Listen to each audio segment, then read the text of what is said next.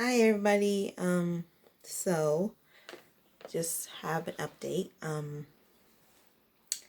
I have taken a semester off, so it's final. I've taken a semester off. So I am not doing anything right now. Well, I mean I'm working, but and I have a lot of other stuff I'm doing. But for my master's at Southern New Hampshire University is I'm officially on 10 weeks hiatus. So at first I was scared because I thought I would lose momentum in getting gear, and I thought like after 10 weeks I would be lazy, but it's only 70 days of missing school. And I'm just going to get right back into where I left. Well, I mean, I am going to have to take the class that was being offered is like every other semester, so I'm gonna have to wait for that one next time. So I'm gonna take my next course, which is a Russian Revolution course, and my previous one that I was supposed to take now was early encounter. So most likely gonna take that in 2023, and I was supposed to graduate in June, like it's probably June or September of 2022. So yeah, I'm gonna have to do that. But but the good thing is, yeah, I don't have to worry about papers. I don't have to worry about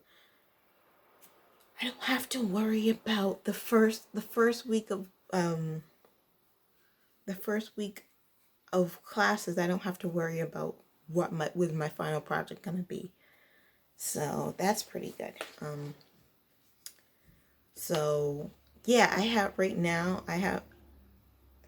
the thing why I was so hesitant is because, like I said, I thought I was gonna lose momentum, and I thought I was just gonna become lazy and like not really like. I felt like taking a hiatus would spoil me, but as um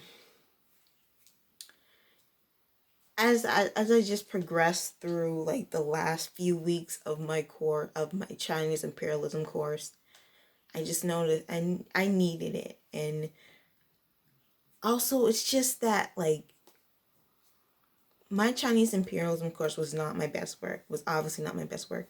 My teacher did not like my writing, and I have to realize that probably not everyone is going to like my writing. And I don't think he was that specific in what he wanted me to do either. Well, I mean, the Southern New Hampshire rubric is just, the professors don't really go on their own accord. They have to go by the school's rubric. So the rubric was not great. Is not They get vague more and more as you go through the program of the master's program for some reason. And then this teacher's vague on what he wants from me in my writing. So I just kept getting, my discussions were good, but my overall papers that I did were not good. And I would go to the writing center. Well, not obviously, since I'm taking on, I would send them into the writing center online, and they would say I did great, but then I would get feedback from my professor, and he was like, no, I wanted something different. And so I was just like, you know what, I need time to just stop. I know I'm a good writer, and I know that there are some people who just want something different. But the thing about this guy is, I've heard, right? I've heard that he's done capstone courses. Specifically, the capstone that I'm taking. I went on ratemyprofessor.com, and he was there. And someone said, "Oh yeah, I had him," and I was like, "Oh no." And the course that I dropped, right before I dropped that course that I was taking, which was Early American Encounters, he was also my professor.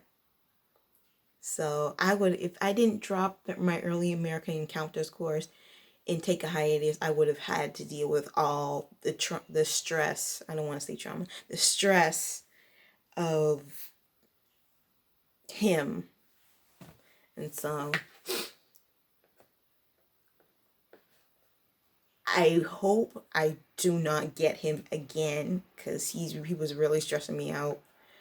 But because I've had to check him a few times on my discussions, I'm like, I deserve a better grade than this. And so then he would give me an A or an A minus. And so I was like, oh, thank you. So, but most likely, since he's so prevalent in this area, in like the last few courses of my program, I may overall get him again. So I want to be ready. I want to be fresh and ready for him if I ever get him again. So that's a good reason why I took a hiatus. Actually, I just realized that. One of the main reasons is because I don't know what I was doing. I think I watch a lot of the Psych to Go channel on here, and I really like it. And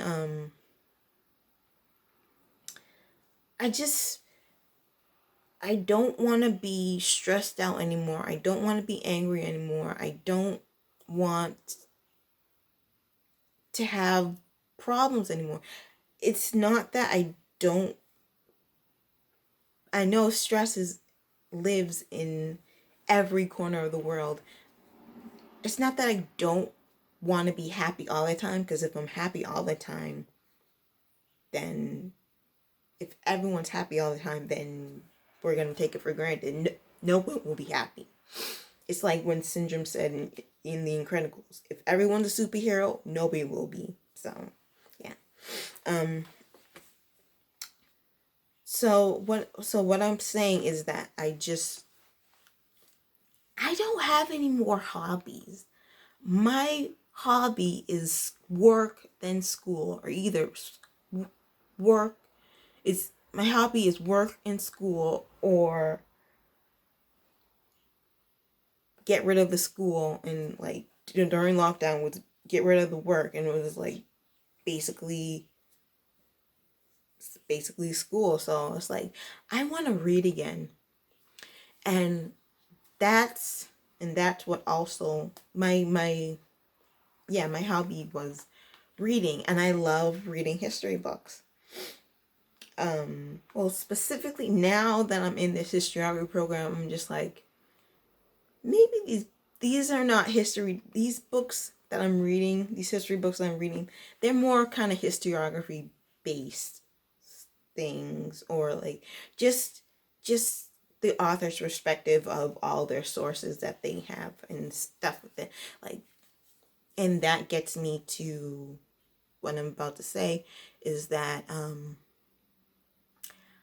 towards the end of my Chinese imperialism class, like after the week, the class is 10 weeks, but on week 9, even basically on week 7, you can basically kind of just take a breath, because that's when the first draft of your final project is due.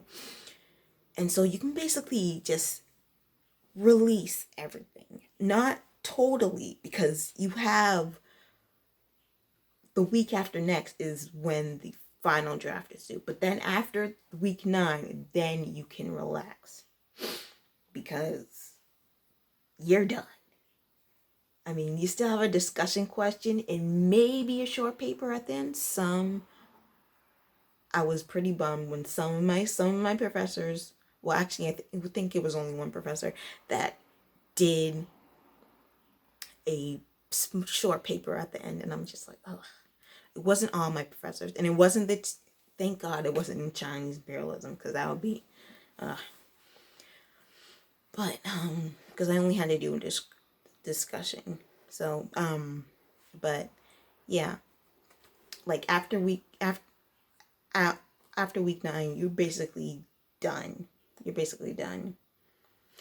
The discussion question can probably boost your grade a little bit, but it's probably not going to boost your grade unless you were already in good standing.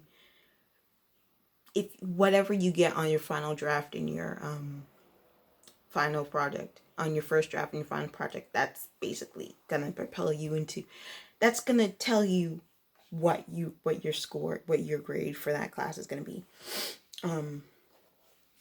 So like, so yeah, after like week 9, I started probably like after week 7, I started finishing my Colin Clive book, like my his biography. So, and I said I would do a review on that at some point in time. So now that I have a little more free time, still don't have that much, so I don't know when I'm gonna get that out. But I just have a little more time to myself. Now that I have a little more free time, I'm going to get that out, and I'm very excited to get that out to you because it's a very exciting book. And also like even before the Chinese imperialism class, I actually rewatched his first ever movie, Colin Clyde's first ever movie, Journey's End. And I wrote down notes about, because I just wanted to because I just feel like it. I just like writing, taking down notes. I just like taking down notes. Because I like to see, like, I like to find symbols and stuff in things. So and interpret stuff. So I just did. So I would like to analyze that for you. Yeah. So what else? And right now I'm reading a book. I bought 2 books. I do not like self-help books. I never knew why, but I think it's just because I feel like you can get a lot of stuff on the internet.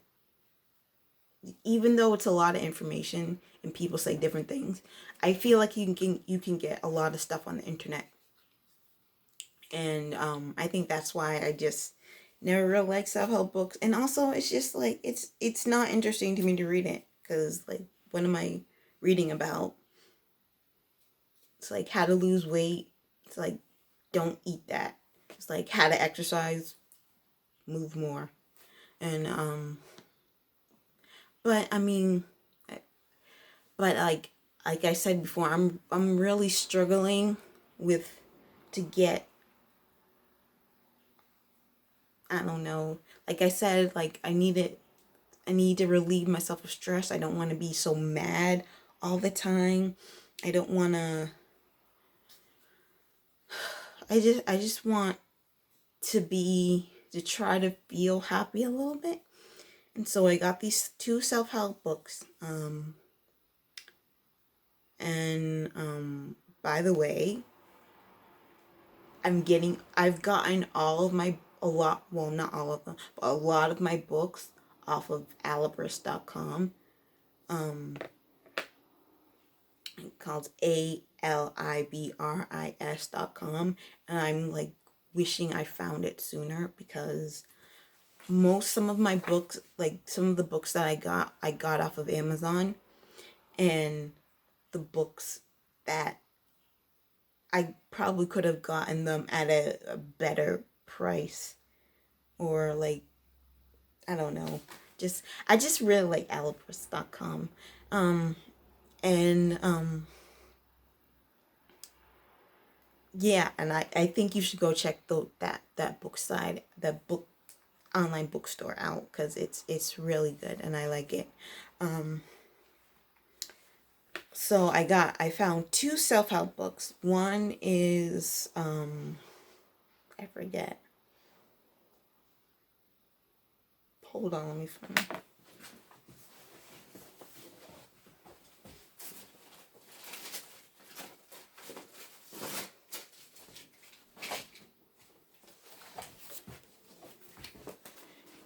One, I can't find the other one. The other one is Burnout.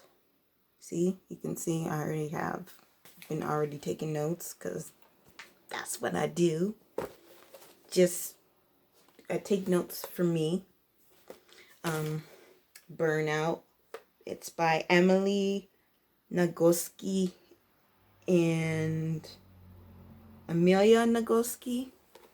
They're sisters. It's called Burnout, The Secret of Unlocking the Stress Cycle, and it's specifically geared towards women. Now, at first, I read this. I first read the introduction. I think I'm on, the end of chapter 2 right now. I saw Korean pen pal gave me this. She doesn't talk to me anymore, though. Just saying.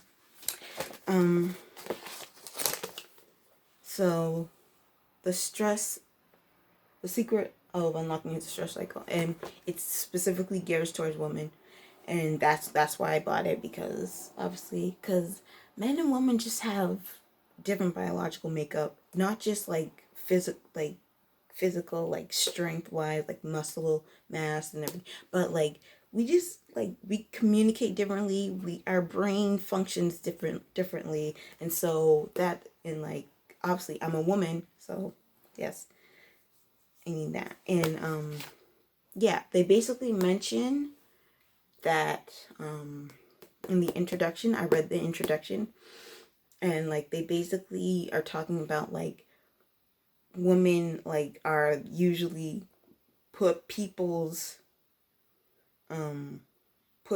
needs first before theirs, and and they talk about obviously teachers, and I'm just yes, I'm a woman and I'm a teacher. That makes sense. And but then they list the problem of why. So they list 3 parts to their book. They list they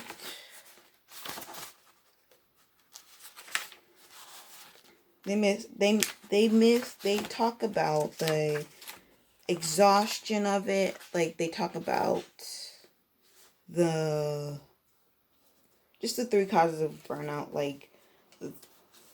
They talk about the enemy, which is one of the parts of the causes of burnout. And I kind of had a problem with what they said. They said it was the main cause of our burnout is patriarchy. And if you've seen some of my videos, I'm kind of maybe I kind of talk about some things about men, okay, and how it's not okay to treat men. So I was a little bit confused about that, because I'm just I don't think it's patriarchy. I think it's just us. We need to know that it's okay not to take care of everyone just because they need help. You need to help yourself first. And it's funny because I say that to other people who do the same thing, but I don't follow my logic, because I always say things to people. People always come to me for advice, and I always say these things, and they're always like, oh, that's a pretty good idea, but I never take my own advice. And that's my problem. Again, that's my problem. I'm thinking about everyone else's needs except my own. And but I had a problem with this, because they were just patriarchy. I'm just like, and they even said, ugh, they even wrote UGH at the end, like, ugh. I'm just like, oh no. Are you one of those people? Because you can be a feminist, but not, are you, but one of those fantasy feminists. See, because those fantasy feminists want to live in a fantasy world.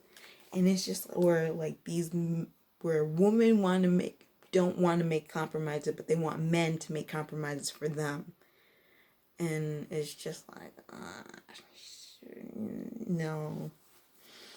So, but I mean, after a few days, so then I was just like, you know what, I don't think this book is for me. But then I gave it another thought, and I was just like, you know what, let's just see what they have to say.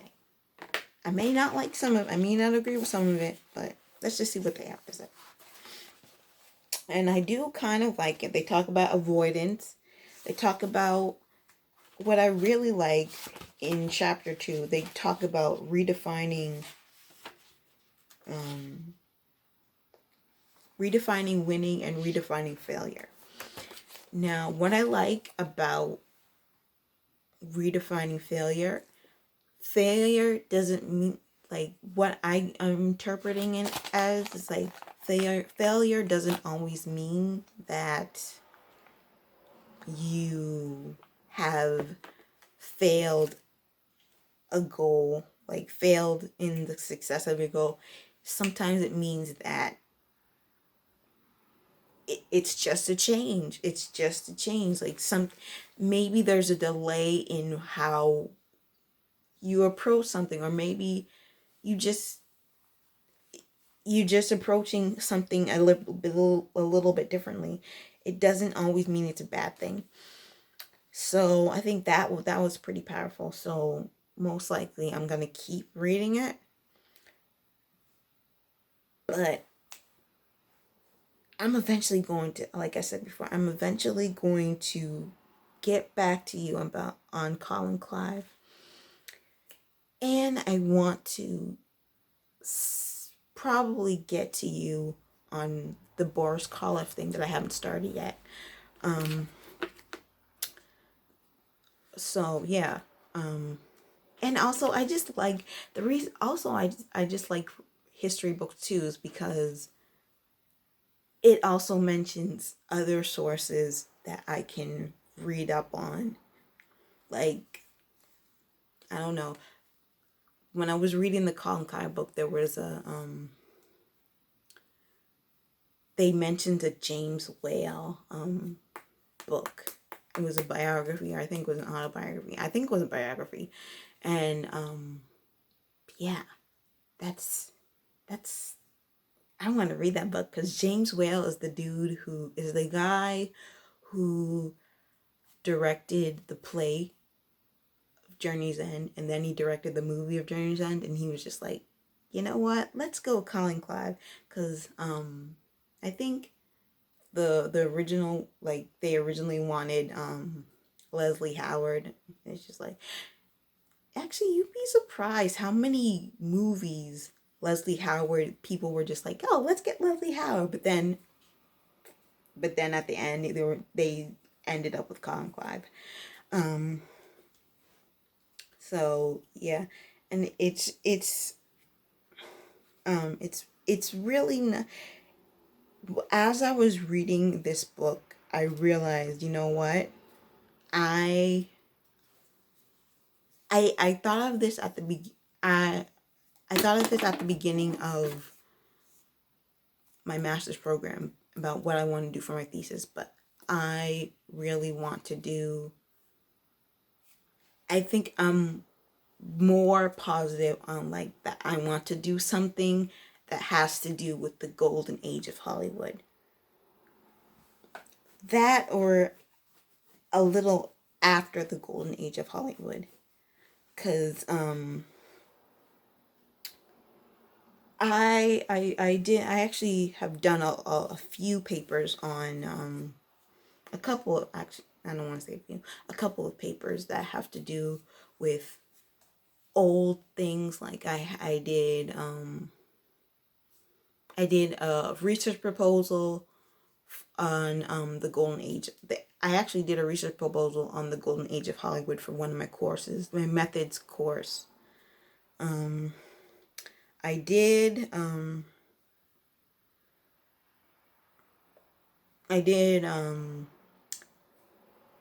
for my America and the World War course, I did journalism.